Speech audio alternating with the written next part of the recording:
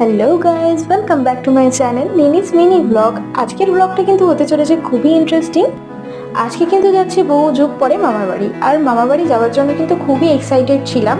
আর এই এক্সাইটমেন্টের চক্করে পড়ে মনে হয় আমাদের ট্রেনটাও প্রচুর লেট হয়ে গেছে। হয়তো ট্রেনটা আমাদের বলতে চাইছিল রুকো যারা সবার কর।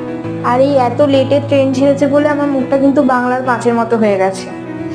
যাই হোক, তারপরে কিন্তু মাসি, মেসো, ভাই, বোন সবার সাথে দেখা হয়ে গেল। আর তারপরে কিন্তু সবাই আমরা ট্রেনে উঠে পড়লাম।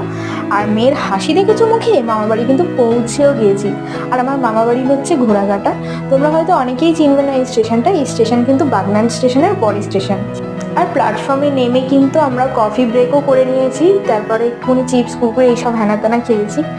তারপরে কিন্তু আমার একটা ফেভারিট মিষ্টির দোকানে এসেছি, যেখানে শুধুমাত্র রসমালাইটা খাওয়ার জন্য আমি তাড়াহুড়ো করে গেছি, কিন্তু ভাগ্যবশত সেটা আমি পাইনি। অগত্যা আমাদেরকে জিলিপি খেতে হলো।